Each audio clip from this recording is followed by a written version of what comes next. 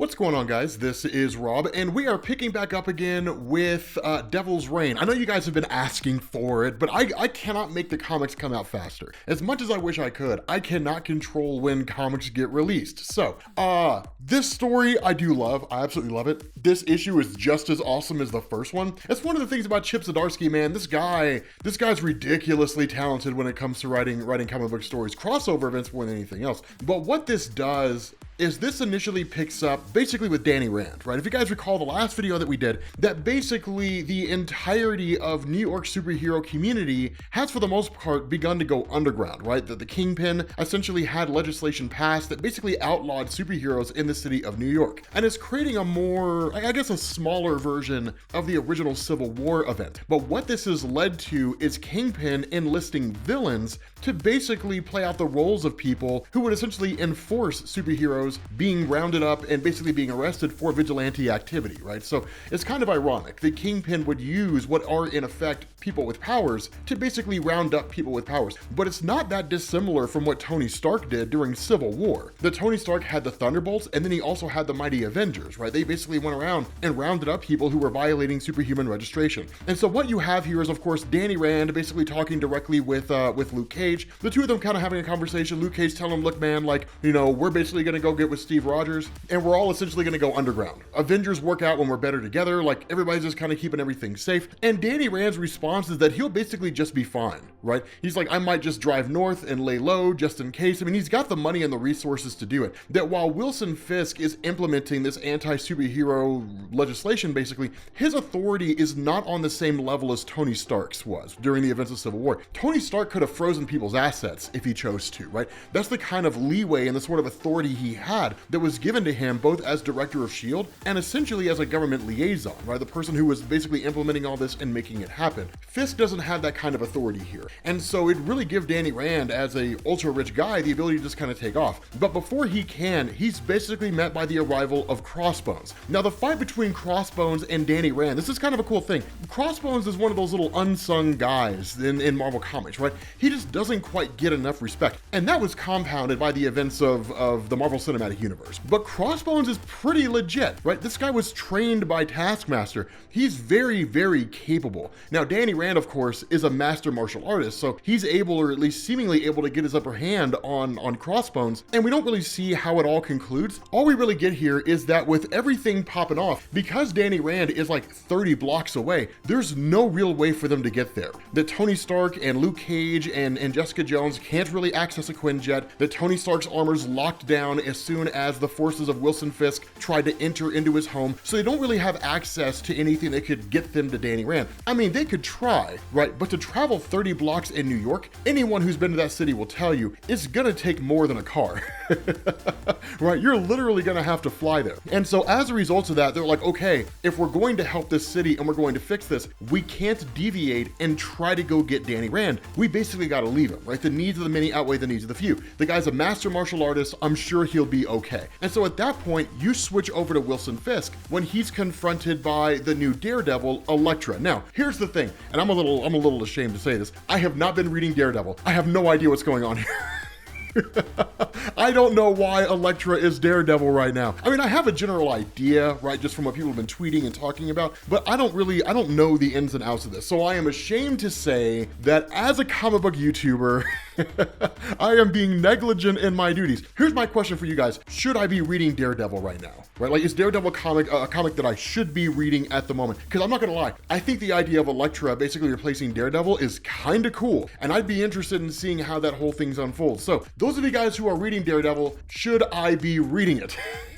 Is it a resounding yes? Is it an absolute no? Do not read it. It's awful. Let me know what you guys think. The important thing here, though, and we don't really know the ins and outs of what's going on here. The important thing is that given the history of Elektra as basically being an assassin, that when she shows up here at the office of Kingpin, right off the bat, he was like, okay. So I was kind of expecting this somewhere along the line, right? Like, I know you're the new Daredevil. I know your history. I know what you're about. I know that most likely somewhere along the line, you would come here to try to kill me. Here's the thing.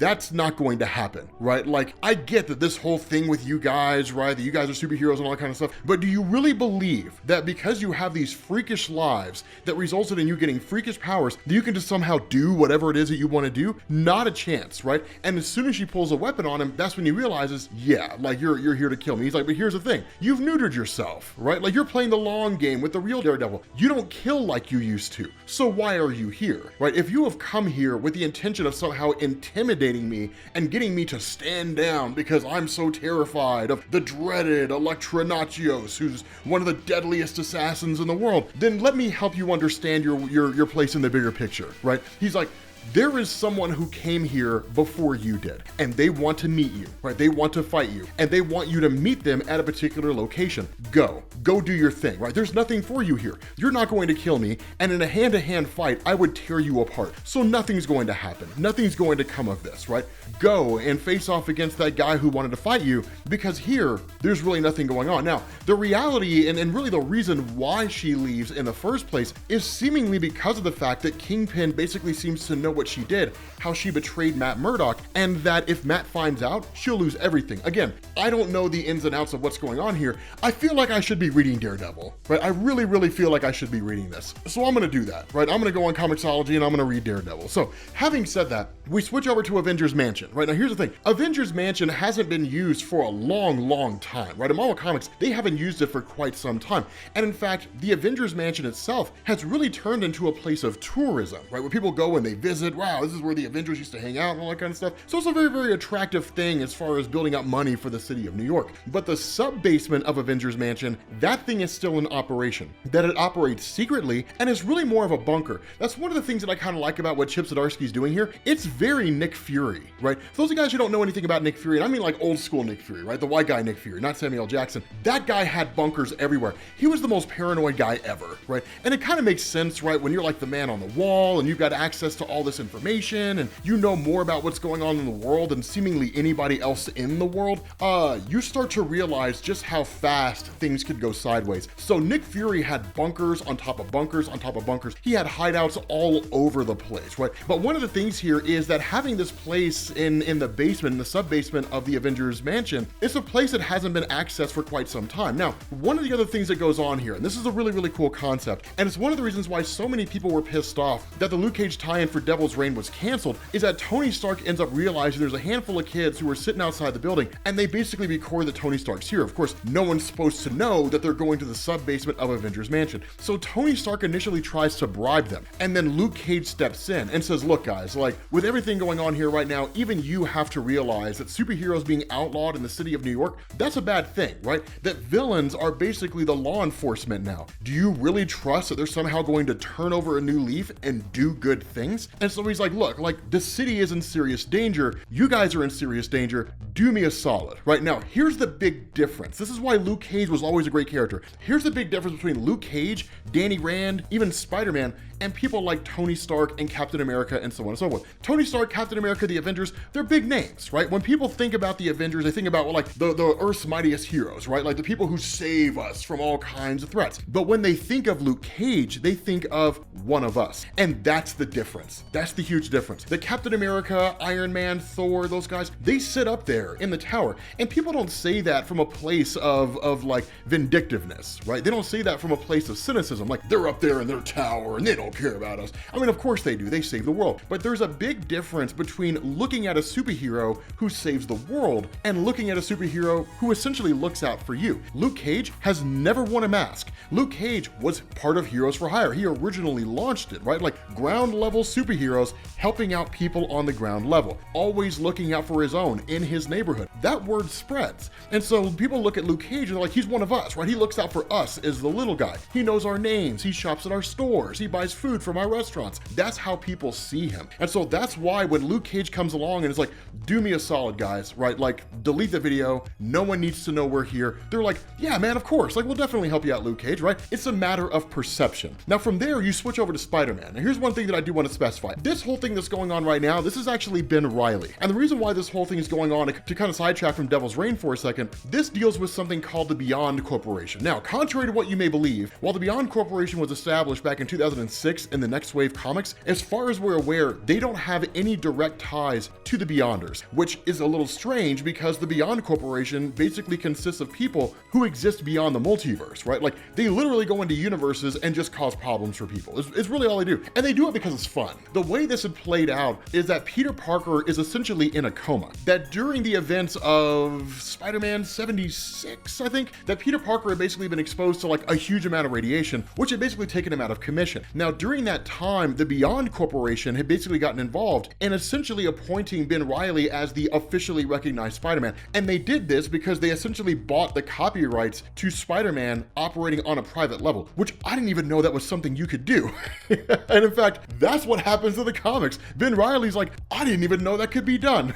But the Beyond Corporation did, right? And because Peter Parker is basically a broke guy, how's he gonna fight a massive corporation with seemingly endless resources? And so with Peter out of commission, Ben Reilly has been appointed to be the new Spider-Man, and that's why he is here. So it's kind of a cool thing because as this goes on, you start to realize that, of course, he's basically stepping in on behalf of like Robbie Robertson and those guys, because what you have here is Taskmaster and Whiplash. Now, Whiplash, cool, whatever, who cares? Taskmaster is the guy. Taskmaster's the dude. I love Tony Masters, right? Like, you guys, anybody who's been around this channel long enough knows I love Tony Masters, right? I love him almost as much as I love Captain Carrot. Captain Carrot, I love Captain Carrot. Captain Carrot's a super bunny. I love him, right? Like, I love, well, I mean, not in love, but like, I love the character. I love the character of Taskmaster because he's so underappreciated. But when he shows up, things are cool. And as interesting as it was seeing the Taskmaster in the Marvel Cinematic Universe, I really wish it had been Tony Masters. I love the character of Tony Masters, but it was still cool to see that version of the Taskmaster. I digged it either way. But regardless, of course, Ben Reilly steps in. Now, here's the thing to understand. Ben Reilly is not an incapable Spider-Man, and Ben Reilly knows enough to know what Taskmaster is capable of. The big difference here is that Peter Parker would have handled this differently than Ben Reilly did, right? Ben Reilly knows who Taskmaster is, he knows what Taskmaster's about, and the funny thing about this is the way he's written here, if you didn't know it was Ben Reilly, you would think it was Peter Parker. Now, a lot of that's because Ben is a clone of Peter, right, from the old Clone Saga story, so it makes sense their mannerisms would be very, very, very, very similar. But the important thing here is that you basically have a fight that breaks out between the two of them. Now, the fight's really, really cool, right? Because immediately Taskmaster starts to get the upper hand on Ben Reilly, which is exactly what you would expect, right? Fighting Taskmaster is fighting Captain America or Deadpool or even Peter Parker or somebody like the Incredible Hulk minus the strength, or Captain America with his martial arts, or Batroc the Leaper, right? Like when you fight Taskmaster, you're fighting a legion of different superheroes because he masters and he knows all of their fighting styles. It's what made him so cool. It's one of the things I love so much about him, right? It is a sight to behold, especially the fights between Taskmaster and Captain America. Those fights are the stuff of legend, man. I don't know how many of you guys, anybody out there who's watching this video right now, if you've read the fights between Taskmaster and Captain America, you know what I'm talking about. The fights are amazing, especially when like Captain America's analyzing Taskmaster as they fight, and he's like calling out who it is that Taskmaster's mimicking as they fight. It's so cool. I know Ta-Nehisi Coates did that recently. It was amazing. But here's the thing, right? Right off the bat, because Ben Reilly realizes that he cannot get the upper hand on Taskmaster as he's facing off against him and Whiplash, because Whiplash is basically holding people hostage, that at any point in time, Whiplash could kill those guys because of the Elektra tentacles he has. It's got more than enough electricity to take those guys out. So that's why he's like, one, I've got to get my mind off the idea that hostages are in danger. And then two, we're fighting in a confined space, which is true. Spider-Man fights better when he's in an open space. He can do fine in a confined space, but when he's got some room to move, when he can use his webbing to kind of get around, right? When he can get distance between himself and Taskmaster, then it makes things a lot easier. And so what he actually does is he goads Whiplash, largely because Whiplash is an idiot, but he basically goads him, right? He's like, hey man, so I know you consider yourself an A-list villain, but I gotta ask, man, how does it feel to be like a B or C-list villain where you're basically following orders and guarding hostages? And of course, that goads Whiplash long enough for him to be able to get the upper hand on Whiplash and essentially take him out. And so with that being the case, the fight then turns to Taskmaster. The crazy thing about this is that like Ben Reilly just can't handle him because the impact of fighting Whiplash, despite his modified Spider-Man suit, is enough that it temporarily weakens him, which allows Taskmaster to to slap the inhibitor collar around his neck and then basically throw him out of the building. Now, of course, he knows Ben Reilly will survive. The guy crashes into a car, and then from there, he's basically taken by Taskmaster and essentially arrested, right? And so from there, what you end up doing is switching over to the Fantastic Four. Remember, Reed Richards, Susan Storm, they were taken by the forces of Kingpin. That's the Thing, Ben Grimm, and Johnny Storm, and then Franklin and Valeria had basically been whisked away, which, by the way, I want to answer a question that a lot of people were asking in the last video, which is, why doesn't Franklin do something about this, right? Keep in mind that one, Franklin's not on the same level that he used to be, and two, it's a MacGuffin kind of thing, right? That yes, Franklin can alter reality, stuff like that, he can do all kinds of crazy stuff, he's a powerhouse in the universe, but you can't have every problem solved by Franklin, right? Because then that just becomes the status quo, right? Franklin uses his reality warping abilities, and everybody forgets the superheroes are outlawed, including Wilson Fisk, and the day's saved, right? Like, literally every story would end with Franklin Richards waving his hand. So that's why you don't really see him invoked all that often. It's also one of the reasons why Marvel keeps him relatively young, because with Jonathan Hickman writing adult Franklin Richards the way he did, especially during the Fantastic Four run and the New Avengers run, that with that level of power, Franklin could seemingly do anything, right? You combine that with the History of the Marvel Universe comic that Marvel wrote, which is interesting that Franklin merges with Galactus at the end of all reality and is born anew, the two of them kind of being a composite being that's more powerful than the sum of their parts. And so it's one of those things where Franklin just doesn't get used that much because the nature of his powers is such, you would expect him to simply just end everything. And so what's kind of funny here with regards to Susan and Reed is there's not a whole lot doing. There's basically just a fight that breaks out inside the prison, but it seems like it's supposed to operate as a distraction. So the two of them can actually end up engineering their own escape, presumably helping others escape as well, but we'll kind of have to read further on to find out what's going on with that. But the cool thing here is what you end up doing is you switch over to Dr. Octopus, who is basically working alongside Wilson Fisk. And the idea here is that Dr. Octopus's mind and the technology he's able to utilize would basically set things up so that Wilson Fisk could dominate the Purple Man and then seemingly steal his powers, and then use that for the purpose of basically controlling New York. That with Kingpin, while he was elected mayor, if you guys recall the last video that we talked about, he was elected mayor because of the fact that he had instilled trust in people, that's not something you can rely on, right? People are incredibly finicky. They will support you in 1 month and then hate you the next, right? Because the average American just doesn't know what they want, right? Like, their wants just sort of change. There's no consistency when it comes to American people. And so Wilson Fisk, in realizing that, wants to solidify his ability to remain mayor by basically using the powers of the Purple Man. And that while he won't necessarily be able to control people, he will be able to influence them, right? Push them to the polls, get them to vote for Wilson Fisk, different things like that, and basically maintain power. And as long as no one knows that he's using the abilities of the Purple Man to do it, no one will be any the wiser. Now, the funny thing about this is that Otto Octavius is no idiot. You guys know that, right? Otto Octavius is no fool. And he knew right off the bat, once he realized the plan of Wilson Fisk was to utilize Purple Man, that Wilson Fisk would try to use those powers on him. And so what he did is he created neuroblockers that would actually block the powers of the Purple Man from being able to influence him. So literally, like Kingpin tries to use those powers on him, and he's like, no, you're good, man. The influence of Purple Man doesn't work on me, right? Those pheromones don't affect me. I've got neuroblockers, but I'll leave you to do your thing. And basically leaves, right? Of course, you also end up finding out that Elektra is there to essentially face off against Kraven the Hunter, which looks like it would be a really, really cool fight. But once you get to the sub-basement of Avengers Mansion with Tony Stark in them, that remember, Tony Stark's goal here, right? The plan, quote unquote, for defeating Wilson Fisk is for Tony to actually run against him.